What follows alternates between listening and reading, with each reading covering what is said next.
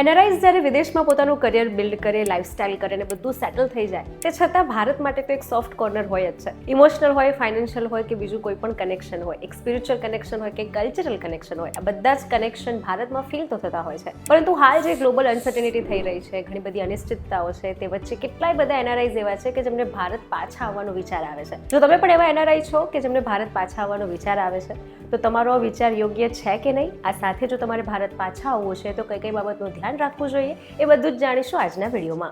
Hello, ladies and gentlemen. This is your captain speaking. We'll be landing in the airport in just a few minutes. Hello, this is Janvi Pandya. Way to વિદેશના આજના વિડીયોમાં જાણીશું કે તમે પણ એવા NRIs છો કે જેમને ભારત પાછા આવવું છે, તો તમારે કઈ કઈ બાબતનું ધ્યાન રાખવું જોઈએ. કારણ કે સ્વાભાવિક છે, આવી અનસર્ટેનિટી હોય કે કોઈ પણ મુસીબત હોય તો પોતાનો દેશ તો યાદ આવવાનો જ છે. પરંતુ તમે એક એનઆરઆઈ છો, લોંગ ટર્મ રેસિડન્સ છો, તો તમારું ભારત આવવું યોગ્ય છે કે નહીં એ આપણે સમજીએ. હવે એવું પણ નથી કે બધા જ એનઆરઆઈને આવો વિચાર આવે છે ભારત પાછા આવવાનો, પરંતુ અમુક ટકા લોકો છે કે જેમને વિચાર આવે છે.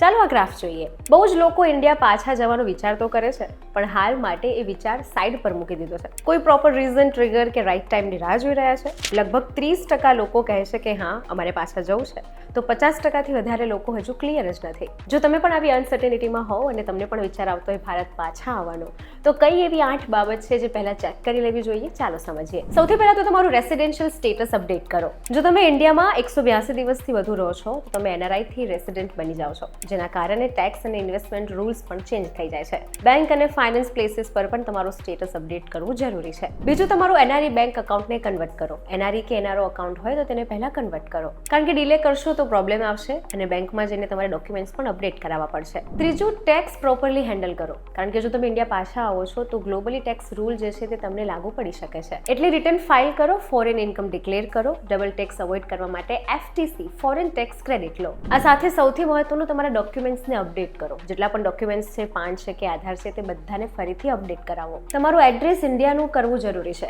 પેન કાર્ડ, આધાર કાર્ડ, પાસપોર્ટ આ બધું જ અપડેટ કરો. આ સાથે જો તમે ઇન્વેસ્ટ કરો છો તો ઇન્વેસ્ટમેન્ટ પર્પઝથી પણ રિવ્યૂ કરવું જરૂરી છે. એનઆરઆઈ ઇન્વેસ્ટમેન્ટ્સને રેસિડેન્ટમાં કન્વર્ટ કરવું પડે. મ્યુચ્યુઅલ ફંડ્સ, પીઆઈએસ એકાઉન્ટ ચેક કરો. ફોરેન ઇન્વેસ્ટમેન્ટ માટે પણ રિવ્યૂ કરો. પ્રોપર્ટી ચેક કરો. જો ઇન્ડિયા કે અબ્રોડ તમારી પ્રોપર્ટી છે તો એને પહેલા ચેક કરો. રેન્ટલ ટેક્સ, ઓનરશિપ આ બધું જ ક્લિયર રાખો. આ સાથે તમારું ઇન્સ્યોરન્સ ચેક કરો, કારણ કે અબ્રોડનું ઇન્સ્યોરન્સ તમને ઇન્ડિયામાં કામ નહીં લાગે. હેલ્થ ઇન્સ્યોરન્સ ઇન્ડિયામાં લો. લાઈફ ઇન્સ્યોરન્સની ડિટેલ્સ પણ અપડેટ કરો. અને સૌથી મહત્વનું છે ફેમિલી પ્લાનિંગ. જો તમે ફેમિલી સાથે કમ્પ્લીટલી ઇન્ડિયા આવવાનું વિચારી રહ્યા છો, તો બાળકોનું એજ્યુકેશન છે, તમારી જોબ છે, આ બધી જ સિક્યોરિટી પહેલા ચેક કરો. પરંતુ આ બધાની વચ્ચે ઘણા બધા એક્સપર્ટ્સ એવું પણ કહે છે કે કમ્પ્લીટલી ઇન્ડિયા મૂવ ઓન થવું એ કોઈ પણ એનઆરઆઈ માટે બેસ્ટ ઓપ્શન નથી. એક્સપર્ટ્સ કહે છે કે ડાયવર્સિફિકેશન બહુ ઇમ્પોર્ટન્ટ છે. બધું એક જ જગ્યાએ રાખવું યોગ્ય નથી. ગ્લોબલ ઇન્વેસ્ટર્સ સામાન્ય રીતે પોતાના પૈસા અલગ અલગ દેશ, કરન્સીઝ અને ગોલ્સમાં ડિવાઈડ કરે છે, જેથી તેમનું રિસ્ક ઓછું થાય. સિમ્પલ રીતે કહીએ તો ઇન્ડિયા અને ગ્લોબલ ઇન્વેસ્ટમેન્ટ બંને બેસ્ટ ઓપ્શન છે. પરંતુ જો તમે ભારત આવવાનું વિચારી રહ્યા છો, તો તમારે ઇન્વેસ્ટમેન્ટ પણ ધીમે ધીમે ઇન્ડિયામાં કરવા એ સ્માર્ટ મૂવ છે. આ સાથે થોડું મની અબ્રોડ રાખવું પણ જરૂરી છે, જેથી ડાયવર્સિફિકેશન મેન્ટેન થાય અને રિસ્ક ઓછું રહે. આ સાથે બીજી મહત્વની વાત તો કેટલીક ઓપોર્ચ્યુનિટીઝ, જેમ કે private equity, global tech companies અને ઇન્વેસ્ટમેન્ટ્સ અબ્રોડ વધારે ઇઝી મળે છે. એટલે બધું જ ઇન્ડિયામાં શિફ્ટ કરી દેવું બેસ્ટ ડિસિઝન નથી. એટલે જો તમે એનઆરઆઈ છો ને ભારત આવવાનું વિચારી રહ્યા છો, તો ફટાફટ ડિસિઝન લઈને પાછા આવવું યોગ્ય નથી.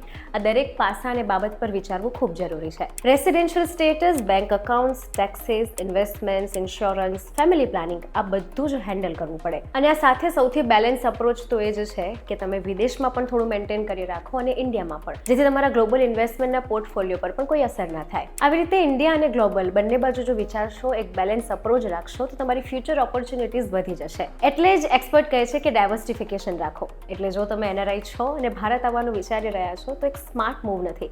બધી જ વસ્તુ પ્રોપર ચેક કરો. તમારી સિક્યોરિટી, તમારી સેફટી, ફેમિલી, ડોક્યુમેન્ટ્સ બધું જ એકવાર ચેક કરી લો.